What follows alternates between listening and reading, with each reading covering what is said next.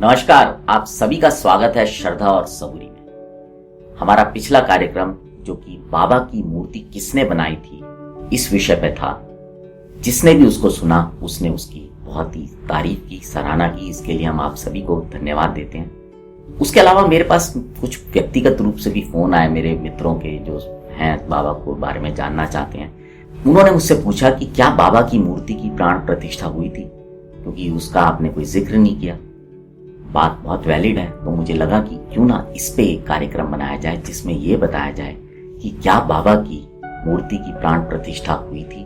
अगर हुई थी तो वो किसने की और कब की, ये सब बताने के लिए मैंने सोचा क्यों ना एक नया कार्यक्रम बनाया जाए। तो कुछ भी बताने से पहले जो सबसे पहला सवाल था कि क्या बाबा की मूर्ति की प्राण प्रतिष्ठा हुई थी।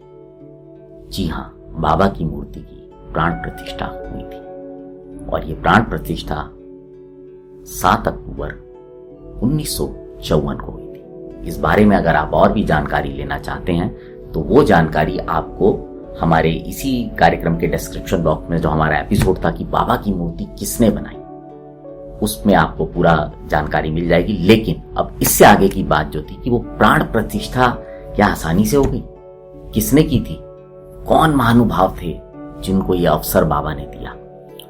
तो सबसे पहले तो मैं आपको बताता हूं कि जो क्या ये काम आसानी से हो गया था।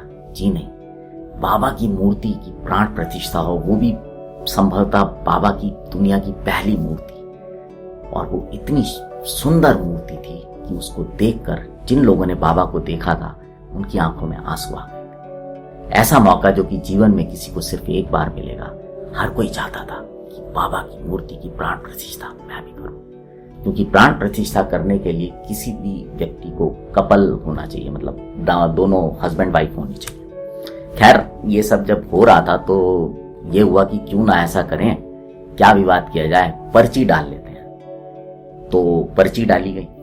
अब पर्ची डाली गई तो जो पर्ची जिनके नाम निकली उनका नाम था डॉक्टर केशव भागवत गवाणकर, जिनको कि प्यार से सब अन्ना साहब कहते थे। और अन्ना साहब जब 12 साल के थे तब जनवरी 1918 को बाबा ने अपनी एक कफनी उनको दी थी। ओरिजिनल जो मतलब होते ना, बाबा जिस कफनी जो को पहनते थे वो उन्होंने उनको दी थी। अन्ना साहब ने शिरडीचे साईं बाबा, एक बाबा की बायोग्राफी भी लिखी, और उस बायोग्राफी के लिए जो थी प्रेरणा भी उनको बाबा ने दी। ये बात सन 1964 की है। अन्ना साहब सो रहे थे और रात को उनको सपना आया। बाबा ने कहा, अरे उठो भाई, मेरे लिए किताब लिखो। अन्ना साहब उठे, उन्होंने समय नोट किया, उस समय 1:30 बजे थे रात के। अन्ना साहब ने उसी समय लिखना शुरू कर दिया और सुबह लगातार 10 बजे तक लिखते रहे। तब तक उन्होंने इस किताब के 21 चैप्टर लिखे और बाकी किताब उन्होंने बाद में लिखी। लेकिन बाबा जिससे जो कराना चाहते थे ना, उनके लिए कुछ भी असंभव नहीं था, वो सब कुछ संभव कर देते थे। अब आते हैं बात की मूर्ति की प्राण प्रतिष्ठा किसने की। पर्ची तो निकल गई थी अन्ना साहब के नाम, यानी कि डॉक्टर केशव भागवत गवाणकर जी के नाम। अब वो उस समय यहाँ थे नहीं, उन परिवार के साथ शिरडी थे।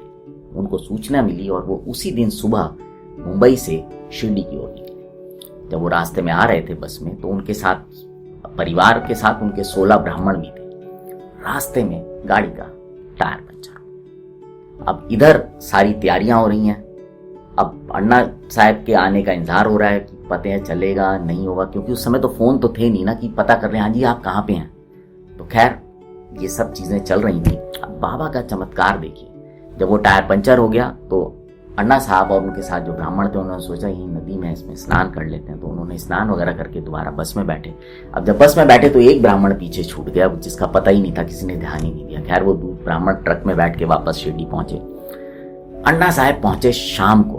अब उस समय बाबा की प्राण प्रतिष्ठा की बिल्कुल तैयारी चल रही थी। अब जब तैयारी चल रही थी और पर्ची तो अन्ना साहब की निकली हुई थी, वहां पर एक दूसरा दाम्पत्य जो कपल है वो बैठा हुआ था बिल्कुल तैयार उसके लिए। लेकिन जब उन्होंने देखा कि जिनके नाम से पर्ची निकली है वो आ गए हैं, तो अन्ना साहब और उनके परिवार ने, उनकी धर्मपत्नी ने बैठकर बाबा की मूर्ति की प्राण प्रतिष्ठा की। लेकिन एक और भक्त जो कि बाबा के बहुत ही प्रिय भक्त थे, स्वामी शरणानंद जी।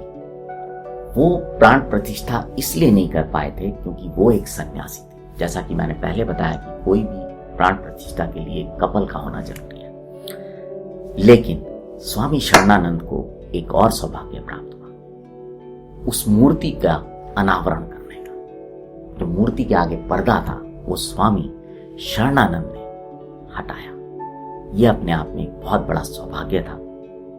तो अब आप समझ गए होंगे कि किसने बाबा की मूर्ति की प्राण प्रतिष्ठा की और किसने अनावरण किया। और जिनको ये डाउट था कि क्या बाबा की प्राण प्रतिष्ठा हुई थी, उनका भी डाउट क्लियर हो गया होगा। इस कार्यक्रम के दौरान हमने कुछ चित्र इस्तेमाल किए हैं जो कि हमें गूगल पे या ऑनलाइन अवेलेबल थे, हमने वो इस्तेमाल किए हैं। हम नहीं जानते कि वो किसने खींचे हैं, लेकिन हम उन सभी लोगों का बहुत बहुत आभार और धन्यवाद देना चाहते हैं, उनको क्रेडिट देना चाहते हैं जिन्होंने भी वो चित्र खींचे थे, ऑनलाइन अवेलेबल हुए हैं।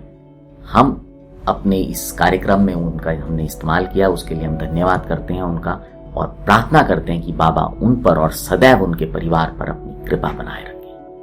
अब आपसे निवेदन करता हूं, अगर ये कार्यक्रम अच्छा लगे तो इसे और भी साईं भक्तों तक साझा कीजिएगा। अगले हफ्ते फिर मुलाकात होगी, तब तक बने रहें श्रद्धा और सबूरी के साथ।